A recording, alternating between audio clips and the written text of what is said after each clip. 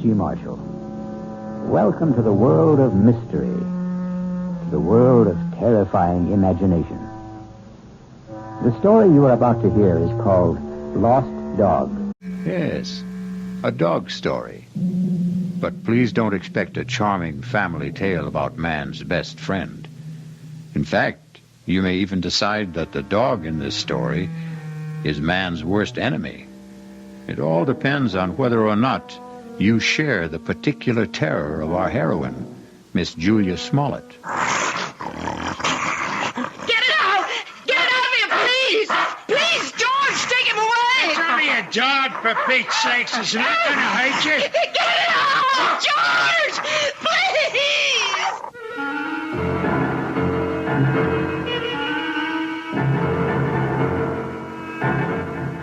Our mystery drama, Lost Dog, was written especially for the Mystery Theater by Henry Slessor and stars Kim Hunter.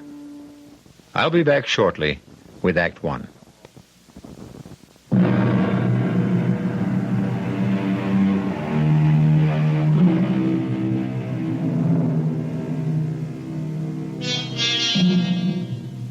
Our story begins in the quiet parlor of a small suburban house at the end of Elm Street.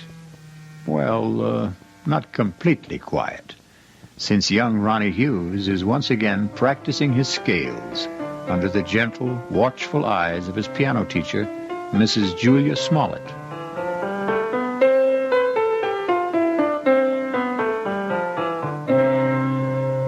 Well, that was very good, Ronnie. It was much better than last time.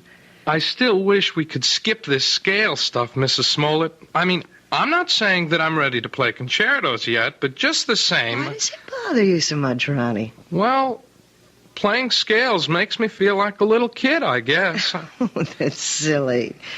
All the finest pianists had to learn their scales before they could play any compositions. I guess it's my fault for starting to learn to play so late in life. Ronnie, 19 years old isn't very late in life.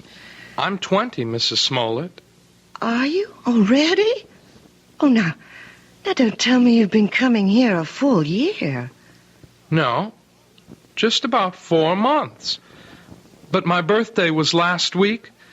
It was on Thursday. You weren't well last Thursday. Oh, yes, that's right.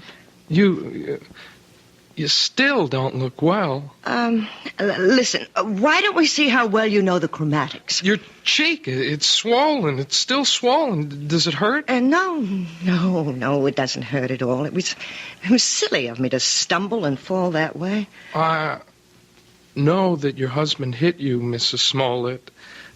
Now, that's a very silly thing to say. You can't tell me it isn't the truth. I remember the first time he did it. At least the first time I knew anything about it. Now, I'm going to have to put a stop to this. Yes, I wish you would.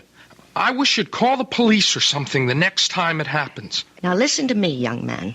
You've been listening to a lot of foolish town gossip. Then tell me it isn't true. What I'm telling you is that it isn't any of your business. Yeah, I guess that's right. It's none of my business.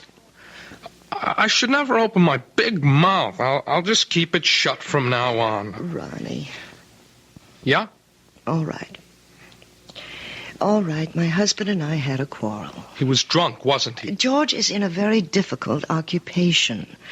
The competition is very keen, and, well, the people he has to deal with aren't always very gentle. I don't know anything about the trucking business, Mrs. Smollett. I just hate the idea of anybody hurting you. That's all. I just can't understand why he'd do such a thing. What did you do to him? Well, if you must know, Ronnie, I won't allow him to have a dog. You what? It sounds silly, doesn't it? And you're right, it is. It's silly on my part. But I'm absolutely terrified of dogs. And unfortunately, my husband wants one. He wants one very much. And that's why he hit you? Well, the argument goes back a very long ways, almost since George and I were married 7 years ago. Well, it wasn't much of a problem when we lived in the city. George didn't have his trucking company then. He was just a driver. But when he got the chance to buy into a firm out here, well, we bought this house. And I guess having a house in the country made George think about dogs and things. But I just don't see what's so important about it. Well, some things become important in marriage. Oh, now, just look what all this talk has done to the time. It's after 6:30. My husband's going to be home in half an hour, and I haven't even started dinner. Will he beat you for that, too? Ronnie, if you keep talking this way, well, I just don't think it would be wise to continue giving you lessons. You don't mean that. I'll see you on Thursday, Ronnie. Yeah. Sure. Bye, Mrs. Smollett. Goodbye, Ronnie. And happy birthday, Ronnie.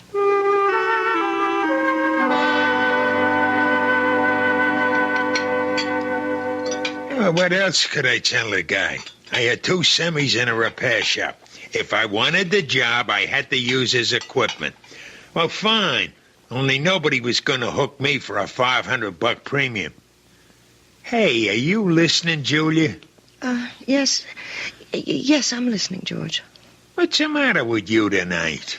I'm a little tired, I suppose. Tired? You? From what? Lifting the piano cover? Nah, you make me sick, you know that? You weren't listening to a word I said. You don't care about what happens in my business. You never cared. Well, I never understood much about it. You always talk to me as if I'm one of your associates. I know what's eating on you. Think I don't know? You're sitting there like the last judgment. You're sitting there blaming me for taking that swipe at you last week. No, you're wrong. Look at yourself. You didn't even bother putting makeup on that cheek of yours. Makeup wouldn't cover the swelling. Yeah, you want to remind me how much you suffer. Well, I got a hot flash for you, kid. The one who suffers around this house is me. I could enjoy this house plenty. I could have a great time if you weren't so sick in the head. You're talking about the dog again. Why not? You think I forgot? But surely it can't mean that much to you. I've had dogs ever since I was 6 years old. You never talked about it when we were living in the city. It was different. Who put a dog in that air-conditioned chicken coop? But now we've got a house. A real, honest-to-God house, Julia. A house needs a dog. Oh, George, you know I feel terrible about saying no, but I can't help myself. It's just something in me. It's a phobia, I guess, but dogs terrify me. Even small dogs, tiny, harmless little dogs. I go to pieces when one comes near me. That's all in your mind. Yes, but isn't that enough? No, not for me it isn't. Can't you understand that it's like a sickness, like a disease? Okay, so if it's like a disease, how come you never got cured? How come you never saw a doctor about it? A doctor? Yeah, that's right. You're telling me you're sick? Well, just find out.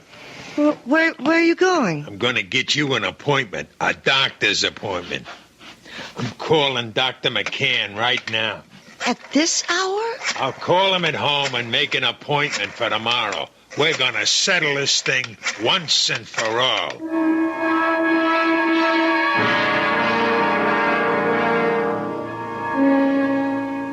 Well, Julia, maybe I'm the wrong kind of doctor.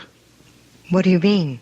Well, if you're serious about getting rid of this phobia, that would take a specialist.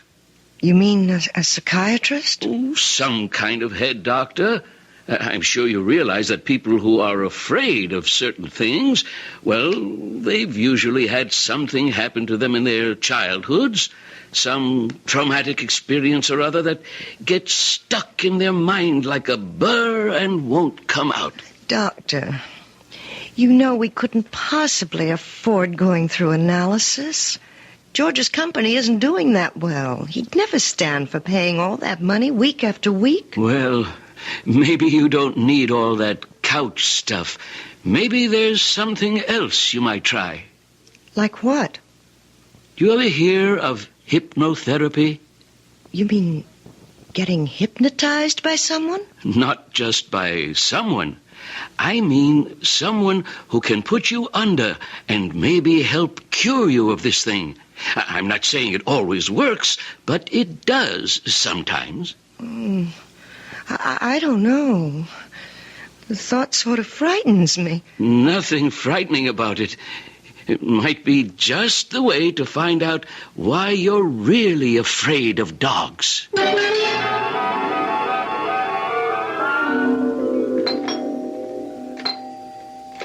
One minute. What'd you do? Forget your key? Yes, George, I'm sorry. Where you been so late? It's almost 7:15.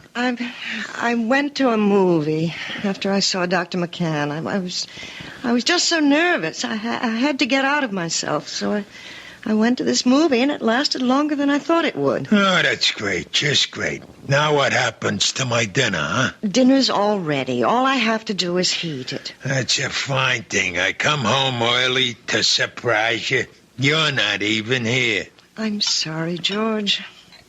Look, do you think you should have more to drink now? I mean, it won't take me more than 10 minutes to get dinner on the table. Never mind how much I drink. Besides, I'm in no hurry for dinner. I want to know what the doctor said. Well, it's just as I told you, George. There's nothing Dr. McCann can do for me. It's not something that can be cured with a pill. There's gotta be some way. Well, he suggested that maybe a different kind of doctor, a hypnotherapist. A what? Someone who hypnotizes you, who tries to make you go back into your past. Sounds like a lot of junk to me. Well, it might do some good. I really don't know. I'll tell you what would do some good. A little direct action. That's what you need. What are you talking about, George? The only way to learn how to swim is to jump in the water, right?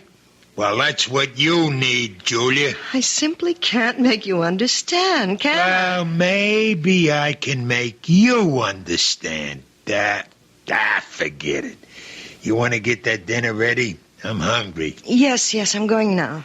Look, why don't you change first? Change? Yeah, your clothes. Get more comfortable. Well, yes, I think I'd like to do that, George. I won't be long. George, there's a dog on our bed. A horrible big dog. Take it easy. That's my surprise. That's it. Tell her. Get him out of here. Please, George, take him away. It's only a dog, for Pete's sake. He's not going to hurt you. Get it out, George. Please.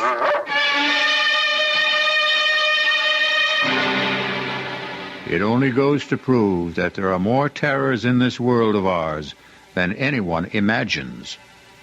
But the question in the Smollett house is, which one is the real terror? Attila the dog or George the husband? We'll learn more about both of them when we return shortly with Act 2.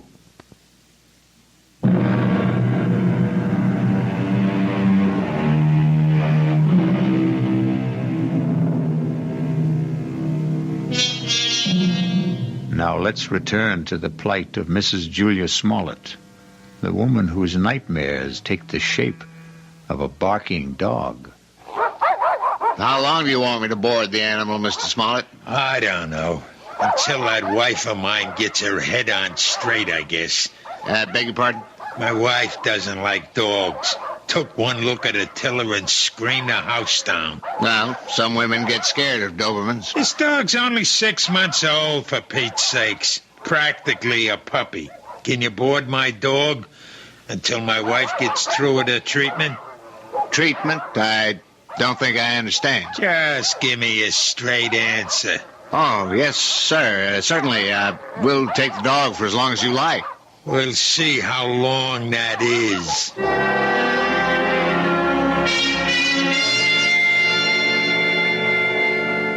please sit down, Mrs. Smollett. Thank you. Right here, Mr. Smollett. Yeah, thanks. You both seem a little nervous. Well, I'm sorry, Dr. Froelich, but I suppose I am. I know. Dr. McCann explained to me. He said that hypnotherapy was an accepted kind of treatment. For some cases, yes. Not all of them. All I want to know is, will it work? Well, frankly, I don't know much about your wife or her problem. I'm not going to say I can help her get over this particular phobia until I do. Please, George, let me tell the doctor about it. I can tell him in one sentence. My wife's afraid of dogs. All dogs. Big ones, little ones. Falls apart when she just looks at one. No, that isn't true. I don't fall apart, as my husband said, unless I'm close to them. Animal phobias are one of the most common types I deal with, Mrs. Smollett, and I might say that I have a great deal of success with them. But how do you do it? I use a technique called hyperamnesia. Amnesia? Actually, it's the opposite of amnesia. After placing the subject in a trance state and making her completely willing to free herself from critical judgments about her past... Hey, wait a minute. I'm not following you. What we do is get the subject to remember long-forgotten, very, very deeply repressed experiences. Sometimes they remember them in great detail, even though they still maintain amnesia at the conscious level. And do you see? I'm not sure I do. Do you mean you can find something in my mind that I don't even know is there? Possibly. It may take some time. We might need several visits to establish a rapport between us. But if all goes well, we should soon be able to find out if anything in your past is causing this problem. And, of course, that something will most likely concern a dog.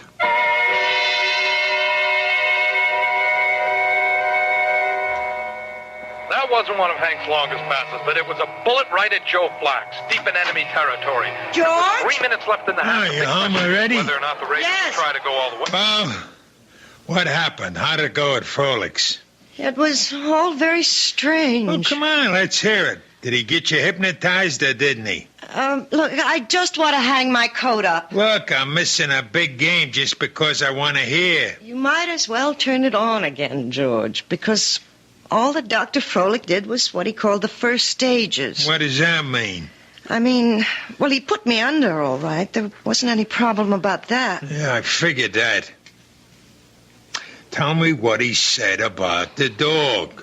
He didn't say anything, George. Oh, what do you mean?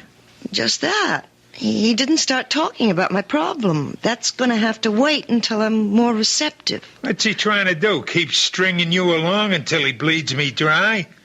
Those visits cost $50 each, you know that? I know it's expensive, but you're the one who insisted that I go. $50 a week plus kennel charges. Couple of months of that and I'll be hocking half of my trucks. Look, you tell that guy to get down to business. It's only my second visit, George. Well, we better start seeing some results on number 3, understand? I'm not waiting any longer. There doesn't have to be a number 3. As far as I'm concerned, we can stop right now. What are you talking about? George, I don't want to do this thing. I hate being put under. I hate anybody poking around in my subconscious for something that isn't even important to me. You mean you want to be sick? I think I'll lie down for a while. Don't you walk out on me. I'm sure you'd rather watch a football game. Oh, tell me what to do. I know, you think I'm Mr. Lowbrow, but let me tell you something, kid. You're no fairy princess anymore. Maybe that's what you used to think you were back in the old days. But the only fairy around this house is that piano student of yours. I don't like to talk to you when you're like this. That's what you always say when I'm drinking. Well, I'm not drinking now, and you better listen to what I'm saying. Oh, please, George, don't touch me. Yeah, I knew that was coming next. Don't touch. That's your favorite phrase, night and day. Don't touch, George. You're hurting me. That's the only thing you understand. The only touch that means a thing to you. Let go of me. Stop being such an animal. I'll show you what animals do. No, George, please, don't. I'll show you what kind of an animal I am. I'll show you. Don't, George, please don't. Please.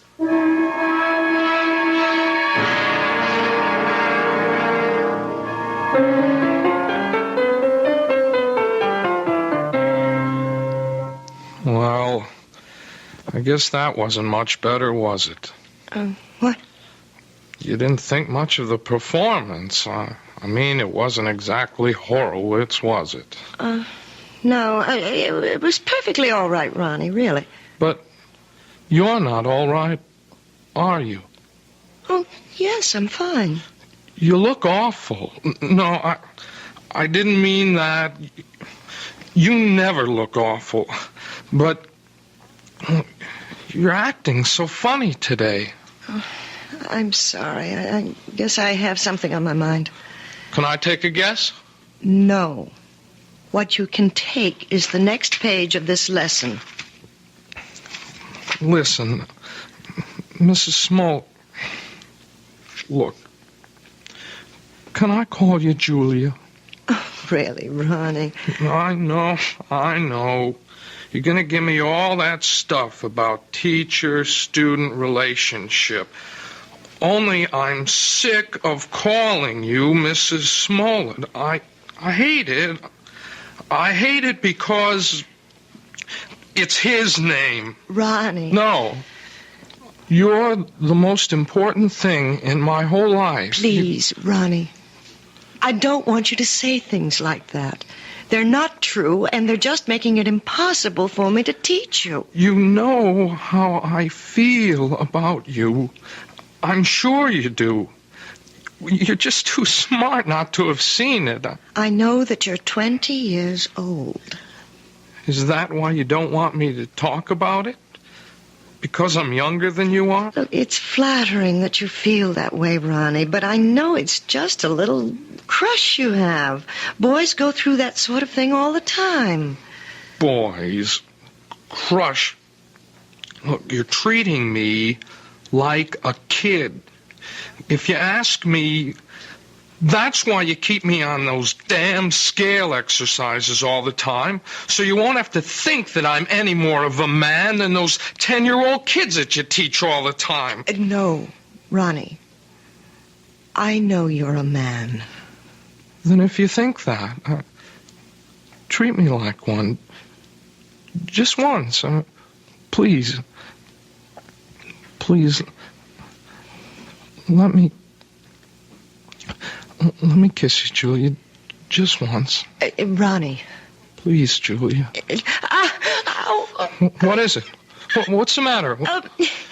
It's nothing. I just bruised my neck a little, and when you touched it... Your neck? Yes, it's nothing. Is that why you're wearing the scarf today? Let me see. No, Ronnie, don't. Oh, my God. It was just an accident, nothing but an accident. You're all bruised, your whole neck. Look at it. I can see more bruises. Down the shoulder. What did he do to you? Please don't talk about it. I can't bear to talk about it. You don't have to. But he's going to talk about it. With me.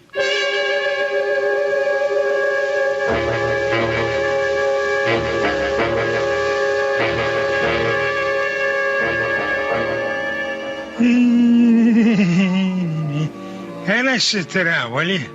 Doesn't that bring back memories? Hey, Julia. What? That song. We used to dance to it, remember? In the girl room, first year we were married. Hey, you want a drink? No, thanks.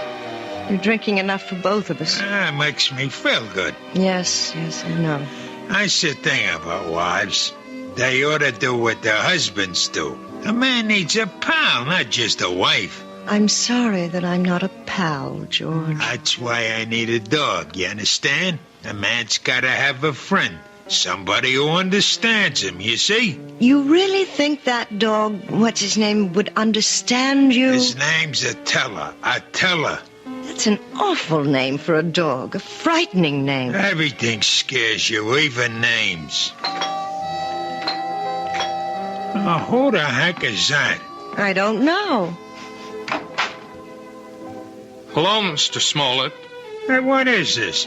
Since when do you give piano lessons at night, Julia? Ronnie, what are you doing here? I didn't come for a lesson. I came to talk to Mr. Smollett. You want to talk to me?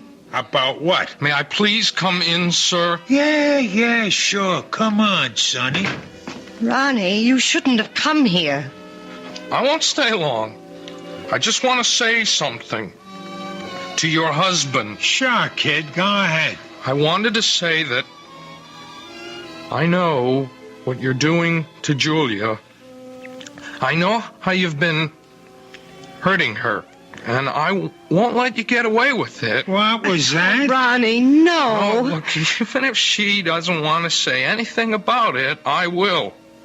You touch her again, I'll go to the police. I mean that.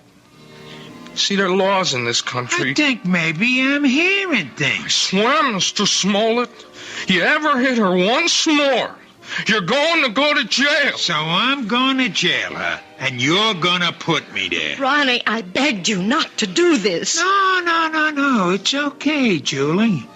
I like hearing this. I mean, I want to know what the younger generation is thinking.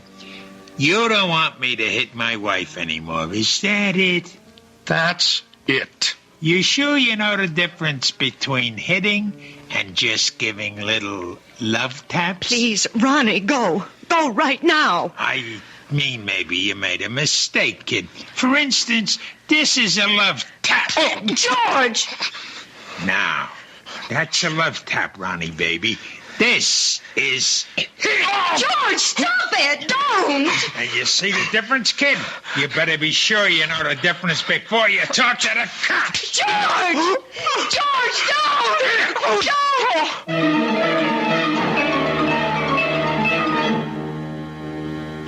Yes, it's sad to realize that all men who love dogs aren't necessarily lovable themselves. But obviously George Smollett is a man who believes that brute force trains people as well as animals.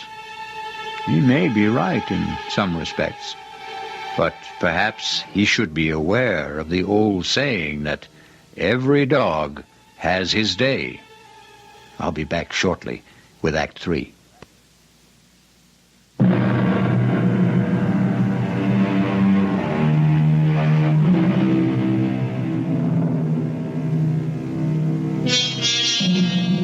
An important day has arrived in the life of Julia Smollett and her husband George, because Julia is on her way to the offices of Dr. Froelich, who has promised that this is the day which may bring her back to the forgotten days of her past, perhaps to the very day when she equated the word terror with the friendly eyes and wagging tail of man's best friend.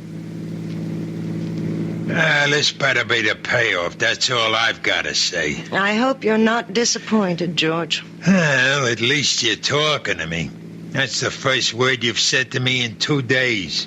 I haven't had much to say. Look, the kid Ronnie's all right. I didn't mark him up. He's still as pretty as ever. That worries you, doesn't it? Nobody's got a right to walk into my own house and say those things to me. You have nothing to worry about, George. Yeah, that's what you say. $50 a visit is something to worry me, and $40 a week for the dog, and a lot of other things. We've also lost a piano pupil. I suppose you realize that. Who cares about that? Ronnie paid $20 a week for his lessons, George. I won't miss it. Not as much as you'll miss your little Prince Charming. Well, what about it? About what? You're gonna miss him, right? You're not going to have any shoulder to cry on, are you?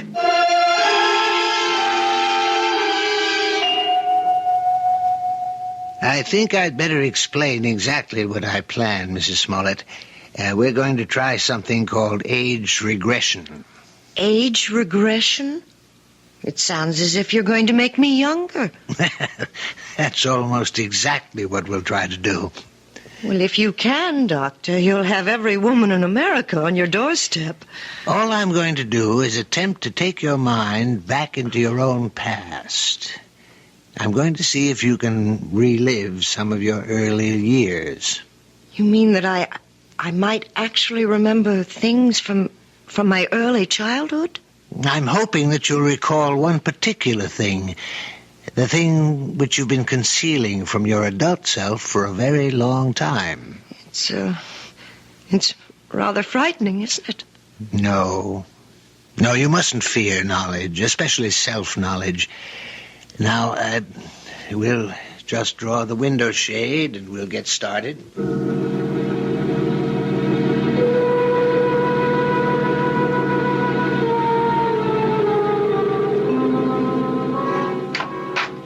Mr. Smollett, would you like to come inside? Me? You mean you're all through so fast? No, we're not through, but your wife is in a deep trance, and I thought you might want to be here when we begin the age regression attempt. Well, sure, if you want me in there. Hey, she looks like she's asleep. But she isn't. Hypnosis only resembles the sleep state, but it's not. Mrs. Smollett is very much awake. Yeah? Mrs. Smollett, Julia, you may open your eyes now. Ah, that's fine. Now, tell me, do you know what day it is today? Yes. Wednesday. No, you're wrong. It's Friday, Julia. Is that right? Yes, Friday. No, Julia, it isn't Friday either. Do you know what day it is now? No. I don't know what day it is. In fact, right now you don't know the day or the month or even the year, Julia, do you? No. You see, Mr. Smollett, I'm purposely doing this to dislocate your wife in time. Oh, yeah, I understand. Julia, you're going to be a child all over again. You're going to see and hear and feel everything you did since you were a baby. And you're going to tell me everything I want to know about what you see, hear, and feel. You're going to answer all my questions starting right now. You understand? Yes. Julia, you are 1 year old. Do you hear me? You're an infant, only 1 year old. Tell me what you know, Julia. Tell me if you're afraid of dogs.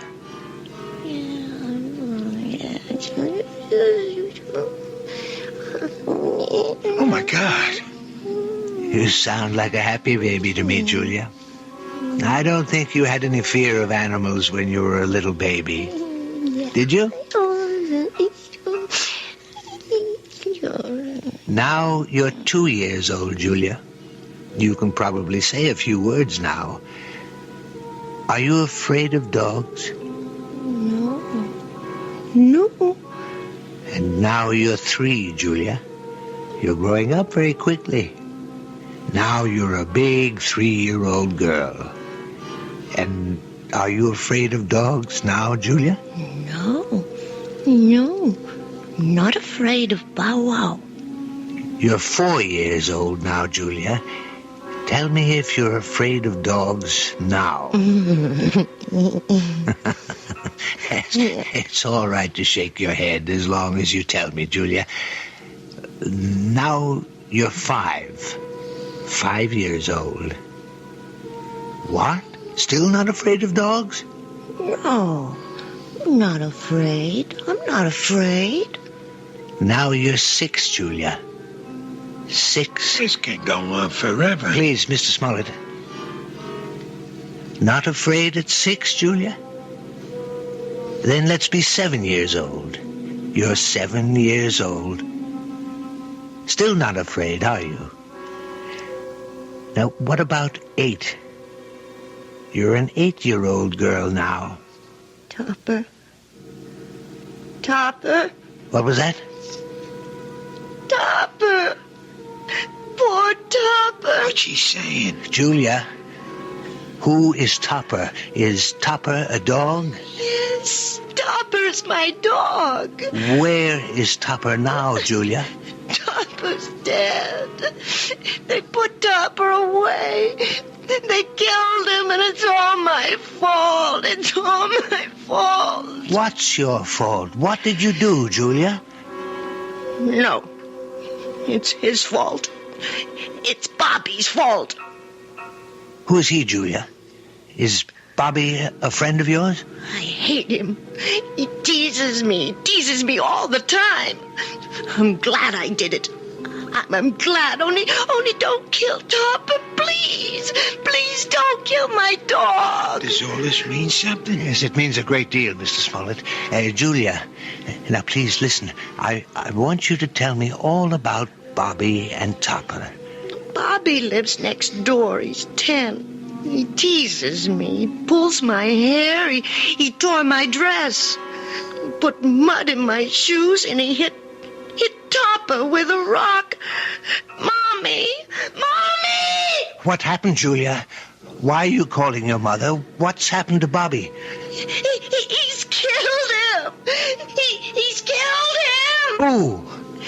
I warned him. I told him what I would do. I told him. Was it Bobby you warned? Sick him, Topper. Kill him. Kill him. Kill him. Oh, my God. Quiet. Julia, listen to me. I want you to explain everything to me very clearly. Did you tell your dog to hurt Bobby? Yes. Did he hurt Bobby? Did Topper kill him? No, he hurt Bobby. He didn't kill him.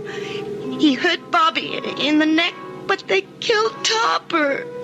They killed my dog. And it's my fault. It's my fault.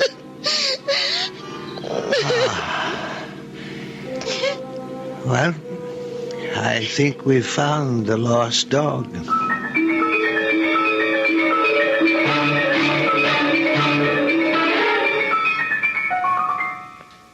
So now you know, Mrs. Smollett. Now you may be able to understand. It was this one incident in your childhood, this one tragedy of your past innocence, which is responsible for your phobia. More than anything, you have a strong feeling of guilt. You blame yourself for what happened to little Bobby, when in all likelihood you were not in any way at fault. No, Dr. Froelich. You're wrong about that part. It was my fault. I remember it all now. You probably just wished that Topper would turn on the little boy, and you saw your wish become a reality. So you accused yourself of a crime. I didn't wish it. I told Topper what to do. I hated Bobby so much I wanted him to sink his teeth in that little boy's throat. Well, at least you've brought it all into the light, Mrs. Smollett. And something tells me that it won't be long before you'll willingly accept the love and friendship of a dog again.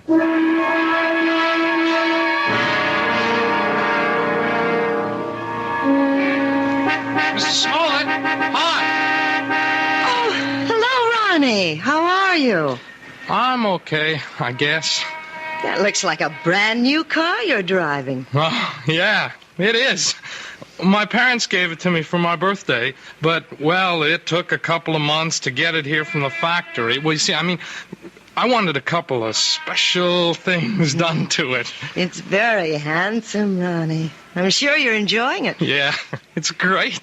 Guess you've been shopping, huh? Yes, I have been. Ronnie, Maybe you'd like to come inside for a few minutes for some tea or something? I'm afraid I can't right now.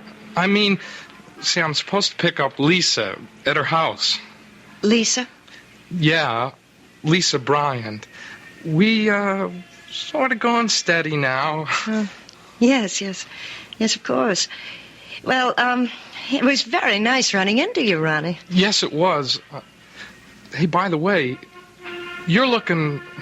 Well, I mean, you seem real fine these days, Mrs. Smollett. Yes, Ronnie. I'm really very fine. Now I've got to go inside. It's time to feed Attila. Who? Goodbye, Ronnie.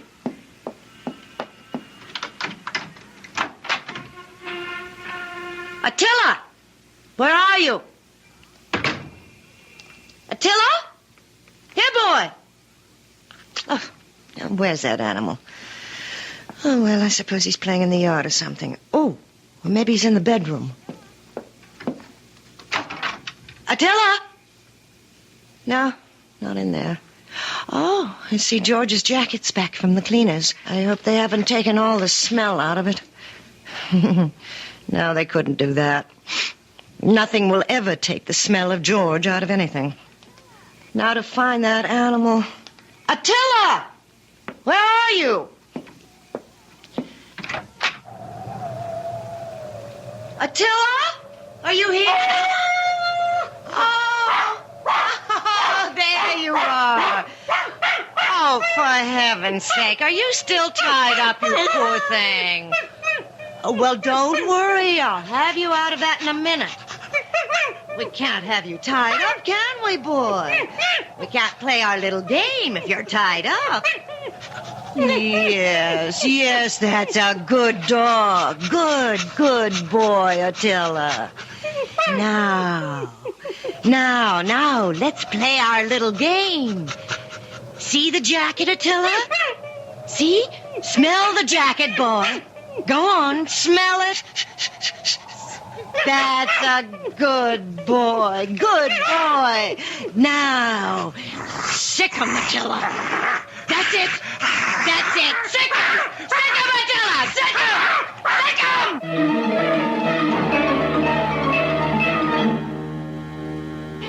Who said a dog has to be man's best friend? Why not woman's best friend? Especially a woman like Julia, who is just learning how really helpful a dog can be. Or rather, she's remembering how helpful. And one day soon, George Smollett will come home to a very surprising greeting from his own pet. I'll be back shortly.